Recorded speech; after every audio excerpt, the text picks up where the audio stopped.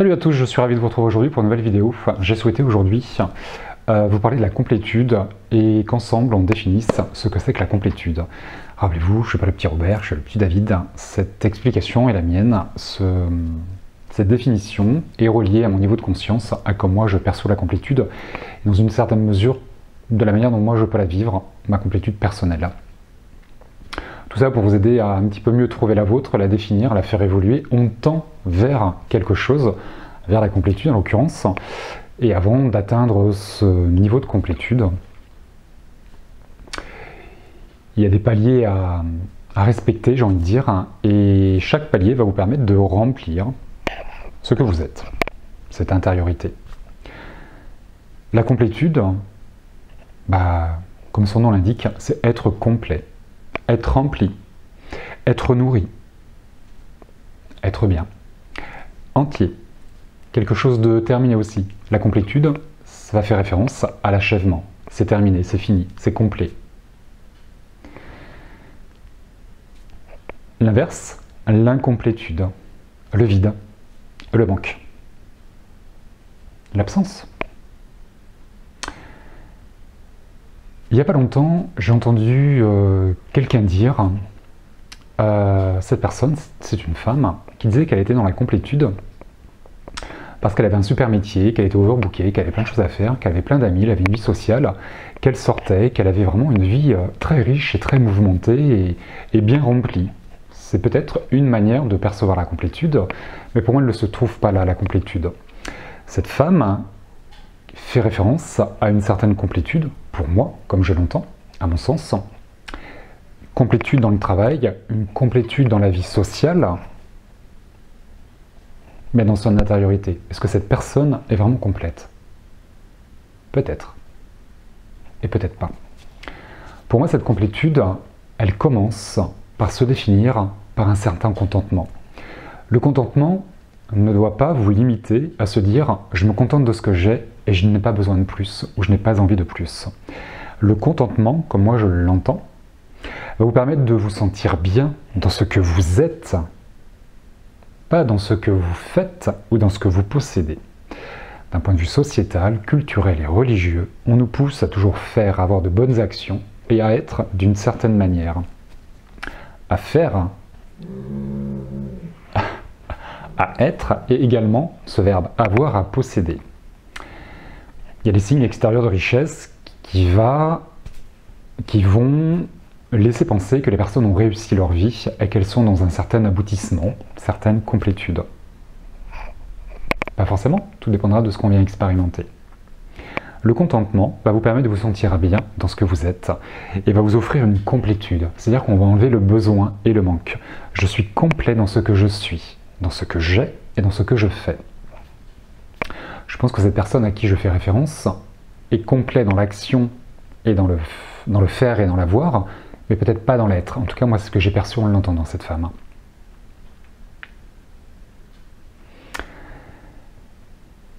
Dans ma lumière de l'âme, beaucoup d'entre vous avez vécu la lumière de l'âme. Pour ceux qui ne connaissent pas la lumière de l'âme, je vous renvoie sur ma vidéo intitulée La lumière de l'âme. Moi, la lumière de l'âme m'a dépossédé de tout. J'ai tout perdu et j'ai failli me retrouver à la rue sans rien avec 2 chiens. C'est à ce moment-là que j'ai découvert l'abondance financière. C'est dans le rien. Le rien se découvre dans le tout. Il y a des gens qui n'ont rien et qui ont l'impression de tout avoir, et d'autres qui ont tout et qui ont l'impression de ne rien avoir. L'abondance financière, pour moi, comme je l'ai découvert, se découvre dans la misère. Et si ce contentement, cette complétude, se découvrait dans l'incomplétude, dans le vide et dans l'absence, dans tout ce qui peut vous manquer, d'être bien dans cette phase de vie qui est la vôtre, quelle que soit votre vie, et de vous complaire, mais pas d'une manière négative, vous complaire d'une manière positive, vous enrichir et vous nourrir de ce que vous êtes. La possession et l'action ne vous donnera l'illusion. Vous complétera d'une certaine manière, vous donnera l'illusion d'être complète, d'être complet, et de laisser un manque affectif, un vide intérieur. Peu importe ce que j'ai et ce que je fais, je suis complet, il ne me manque rien. l'abondance financière, pour moi, se découvre dans la misère. Il paraît qu'il y a un dicton qui dit que les plus riches sont les plus radins. Il y a des gens qui ne possèdent rien et qui sont extrêmement heureux. L'argent ne fait pas le bonheur, il y contribue. Chacun verra midi à sa porte. Et si le bonheur se découvrait dans le malheur? Et si le bien-être se découvrait dans le mal-être? Pourquoi tout dissocier? Dans ce monde dual dans lequel nous sommes, il y a toujours une partie de soi qui veut et l'autre qui n'y arrive pas. Il y a besoin de se réunifier et de s'aligner sur ce que nous sommes et de grandir comme une plante, une notion d'arborescence, quelque chose d'évasé comme un entonnoir qui va permettre de grandir et de s'enrichir. Par l'être, pas par l'action ni le faire, je trouve toujours. Contentement, complétude, abondance. Abondance de bien-être, abondance d'amour, avec soi-même. La complétude se trouve dans un certain isolement. Pas forcément dans le célibat, mais dans un état intérieur. C'est pour ça que je parle d'un certain isolement, d'être bien avec soi. C'est trop simple d'être complet grâce aux autres, d'être complet grâce à un métier, d'être complet grâce à une famille. Il est beaucoup plus compliqué et délicat d'être complet grâce à soi, et avec soi, d'être bien avec soi-même. Et si la complétude résidait en ça? Personne n'est parfait. On a tous des défauts, des qualités, des forces et des faiblesses, une vulnérabilité. Et si on acceptait tout ça, dans notre entièreté, dans une totale authenticité, pour découvrir ce qu'est la complétude? Pourquoi serions-nous incomplets? Pourquoi à 40 ans, quelqu'un serait incomplet? Pourquoi il ne serait pas complet dans ce qu'il est à 40 ans? Qui fait qu'à 50 ans, il aurait évolué, mais tout comme il a évolué à 30 ans. À 40 et à 30 ans, nous ne sommes pas la même personne. Pourquoi la personne de 30 ans serait incomplète par rapport à celle de 40? Elle est complète dans ce qu'elle est, dans ce qu'elle doit vivre, tout comme à 40 et à 50. Maintenant, il y a une progression, il y a un axe de travail. On évolue tous dans nos vérités, et dans ce que nous sommes, et dans ce que nous faisons. Toujours un axe de progression. Un axe de progression, et des marches à gravir. Je pense que cette complétude ne dépendra que de vous. Elle se trouvera à l'intérieur de vous, dans cette intériorité, dans ce recueillement, dans cette réflexion interne, profonde et honnête, et pas à la famille, aux amis, ou un cercle professionnel. Découvrir le tout dans le rien, et ce rien dans le grand tout.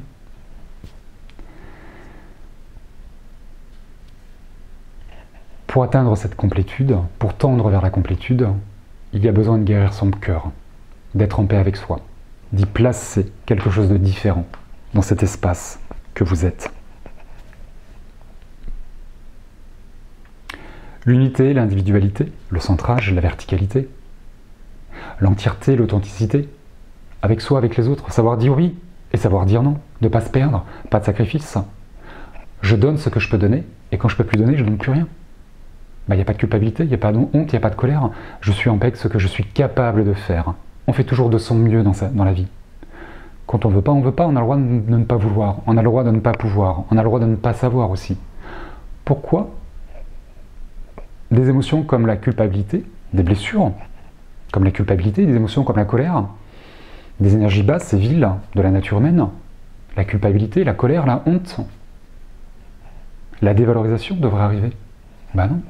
Et si on se contentait de ce que nous sommes, pour grandir, pour accéder à autre chose, 30, 40, 50? Et si elle était là, la complétude? C'est pas une autosuffisance, une autosatisfaction, c'est plus une congratulation de ce que nous sommes. Et de voir le verre à moitié plein, et pour à moitié vide. Le vide et le plein coexistent. L'un subsiste et existe grâce à l'autre. Dans cette complétude, lorsqu'on a atteint un niveau de complétude, on va dire, ou lorsque la complétude est complète, on peut peut-être aussi le voir comme ça, je trouve qu'il n'y a plus de peur, il n'y a plus de doute, il n'y a plus de blessure. Cet ego est couché à l'horizontale et puis à la verticale. En fait, tout ça est toujours présent en vous, mais on le nomme différemment. On le nomme plus doute, on le nomme quête de vérité, quête de sens, aux recherches, peu importe. Plus de peur, mais introspection. Moment de répit. Moment de faiblesse, moment de folie, pourquoi pas, peu importe. Et il n'y a plus de blessure, on parlera de guérison. La blessure est utile, elle vous informe de quelque chose. Elle appartient au passé.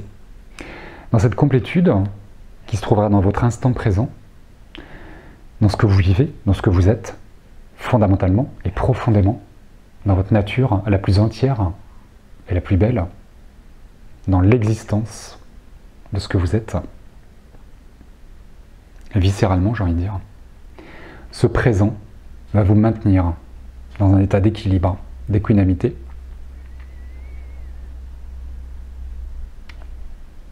et va quelque part équilibrer le passé et le futur.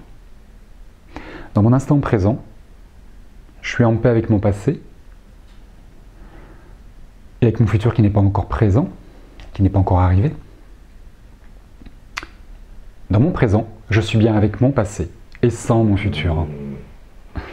Dans cet instant présent, on garde notre passé, on le bénit, on l'honore. Et on n'a pas besoin du futur, il n'est pas encore là. On accepte ce que nous avons et ce que nous n'avons pas encore.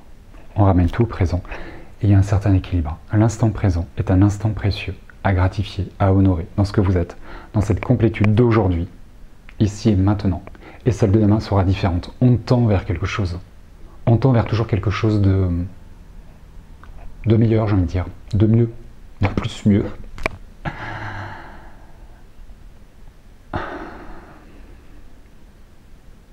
Cet être que vous êtes,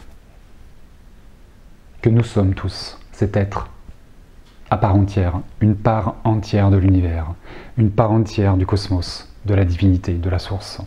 L'individualité qui provient de l'universalité et qui maintiendra l'ordre cosmique. L'individualité existe grâce à l'universalité et l'individualité crée l'universalité, tout comme l'universalité permet l'individualité et crée l'individualité. Les deux sont reliés, deux mondes différents, deux opposés qui s'épousent, qui se confondent et qui créent l'autre. On ne peut pas tous être pareil, on ne peut pas tous être complets au même moment et de la même manière. Tout dépendra de ce qu'on vient expérimenter et de ce qu'on comprend des choses.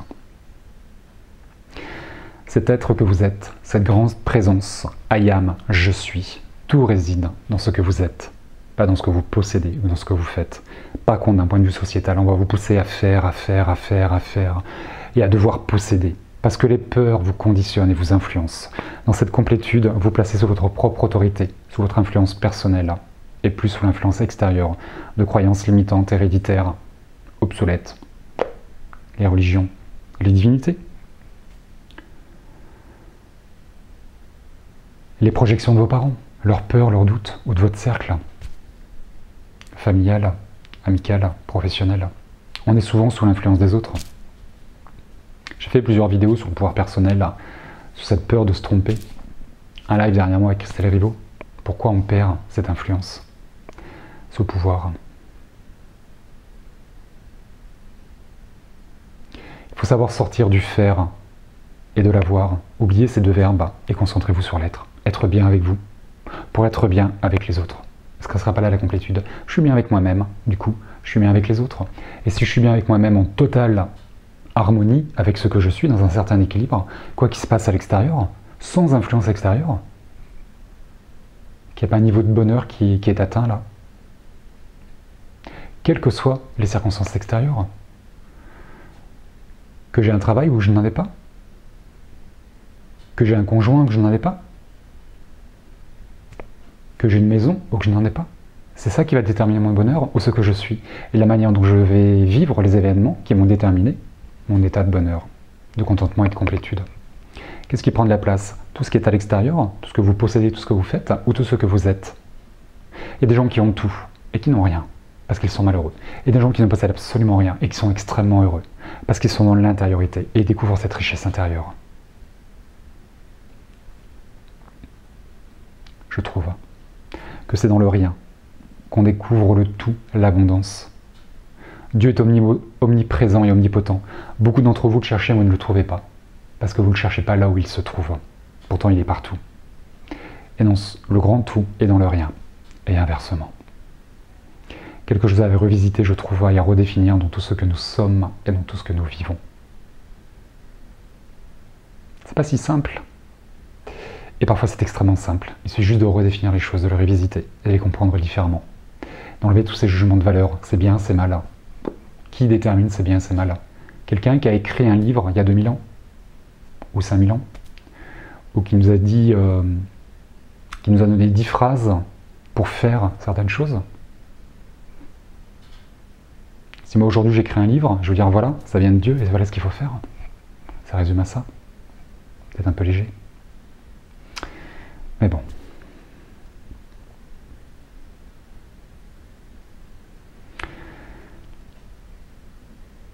Voilà comment je perçois la complétude, comment je la vis. Dans mon intériorité, dans mon être intérieur, mon être et mon être intérieur, dans ce que je suis, dans ce que je peux être, dans ce que je peux faire, dans ce que je peux posséder et dans ce que je peux offrir et dans ce que je ne peux pas offrir. Pourquoi nous limiter? Pourquoi nous obliger? Pourquoi nous interdire? Et si on s'autorisait à être bien, quelles que soient les conditions et les circonstances, pourquoi il y en a un qui serait mieux que l'autre? Parce que plus d'études? Parce qu'une meilleure maison? Parce qu'il est marié? Parce qu'il a des gosses? Et alors? C'est ça qui définit les choses? Qui va vous définir? Vous ou les autres? Ce que vous faites, ce que vous possédez ou ce que vous êtes? Comment vous définir? Comment définir votre bonheur? D'où provient votre bonheur? Dans quelles circonstances vous êtes heureux? Dans quelles circonstances vous êtes malheureux?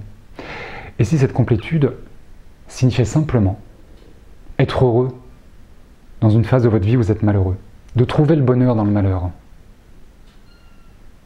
de trouver l'amour dans le célibat, de trouver l'amour dans l'isolement. Et si c'était ça? Il est tellement simple d'être heureux quand on est deux, quand on a une belle maison, un joli travail, une belle voiture, le break, le labrador, les gosses, la santé et tout. Est-ce que c'est ça le bonheur? Il y en a qui ont tout et qui n'ont rien. Parce que là c'est vide.